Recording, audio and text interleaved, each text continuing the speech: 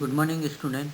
आज हम बात करेंगे अलाउद्दीन खिलजी उर्फ अली गुरसप की जो योजना थी दो, उसके बारे में, और उसने अशांति के क्या कारण माने उसके बारे में बात करेंगे। अलाउद्दीन खिलजी की दो प्रमुख योजनाएं थी, एक तो नया धर्म बनाने की, एक सिकंदर शानी बनने की।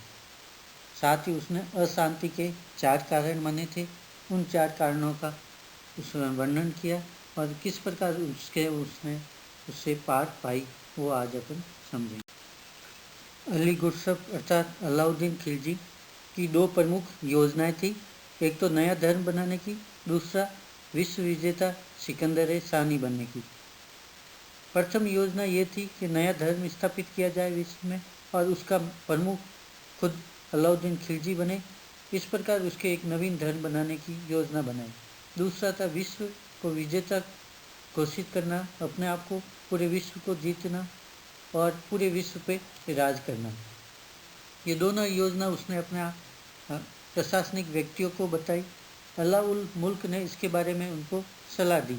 प्रथम की धर्म बनाने का काम सुल्तान का नहीं है, ये काम अल्लाह का है और इस्लाम धर्म अपने आप में परिपूर्ण है।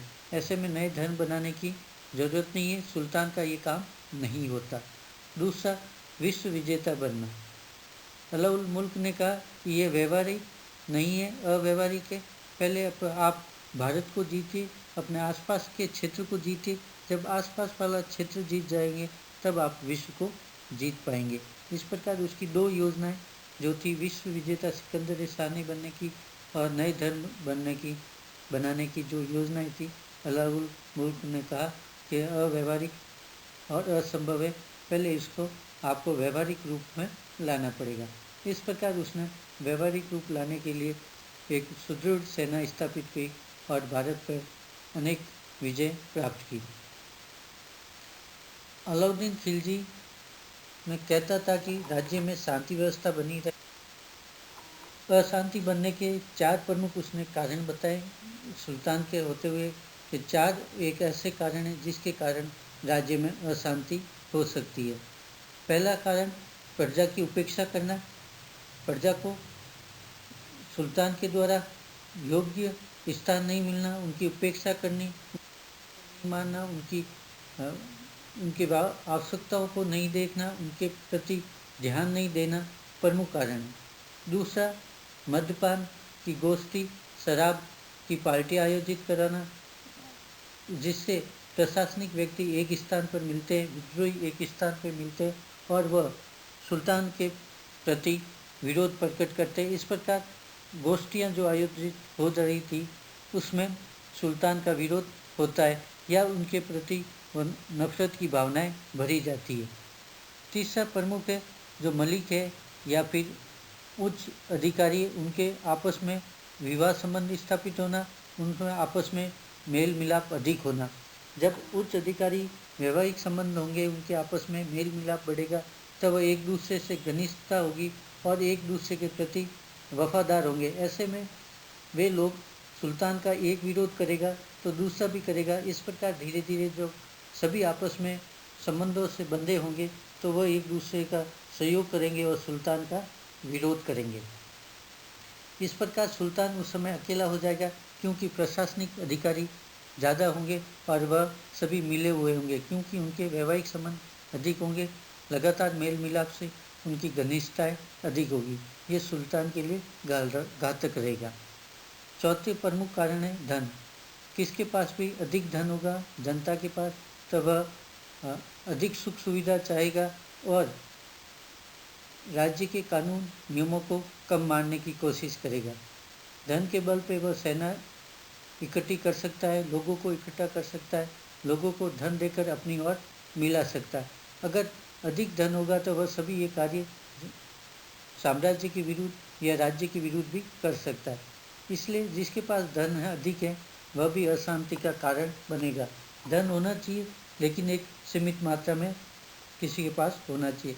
अधिक होने पर वह बड़ी सेना स्थापित कर सकता है, प्रशासनिक अधिकारियों को खरीद सकता है, लोगों को अपने पक्ष में कर सकता है, जो राज्य के लिए नुकसानदायक होगा।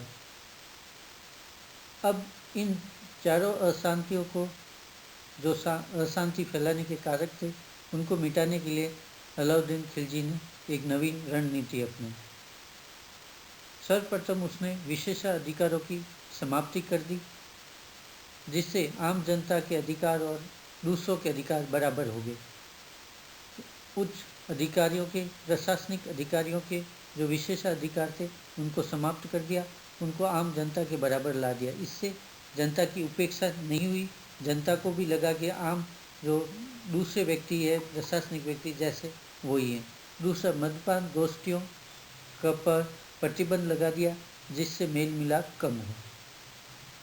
तीसरा प्रमुख उसने किया, मलिकों उच्च अधिकारियों के वैवाहिक संबंधों पर जो बिना अनुमति के आपस में नहीं हो सकते। अब सुल्तान से वैवाहिक संबंध के लिए उच्च अधिकारियों को अनुमति लेनी थी।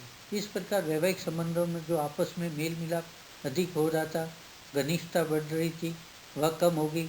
उच्च अधिकारी एक दूसरे से कम जानने लगे, जिससे उनमें एकजुटता, एकनिष्ठता नहीं आई और वह सुल्तान का विरोध नहीं कर पाए, तो सुल्तान के प्रति वफादार होने लगे और आपस में उनकी एकजुटता कम हुई और सुल्तान के प्रति उनकी वफादारी धीरे धीरे बढ़ गई। चौथा, अगर कोई इसके विरुद्ध जाके भी कार्य करता है, विशेष अधिकारों का हनन करता है, मद्यपान की गोष्ठी करता है, चुपके से बिना अनुमति से वैवाहिक संबंध स्थापित करता है या अधिक धन रखता है, तो उसके लिए उसने गुप्तचर व्यवस्था सुदृढ़ की। गुप्तचर व्यवस्था बहुत अधिक सुदृढ़ थी, जिससे राज्य की हर वस्तु के बारे में उसको खबर रहती। यहाँ तक कि उस समय के इतिहासकार कहते हैं कि अगर राज्य में कोई पत्ता भी हिलता था तो उसके जानकारी में होता था कहाँ पर क्या हो रहा है। इस प्रकार अब आम जनता या उच्च अधिकारी घरों में बैठे बैठे ही काँप रहे थे कि क्यों न कोई भी बात उनकी सुल्तान के पास पहुंच सकती। ऐसे में वह राज्य के विरोध में या जनता पे अत्याचार कम कर रहे थे, मद्यपान की गोष्ठियाँ नहीं कर रहे थे, क्योंकि उनको पता था कि गुप्तचर उनके आसपास है और वह सुल्तान को उसकी खबर दे देंगे।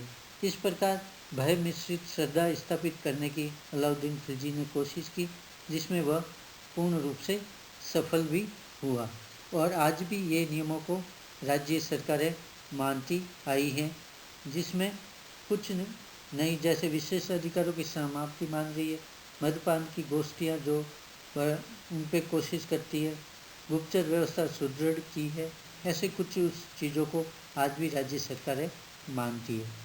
Thank you all of.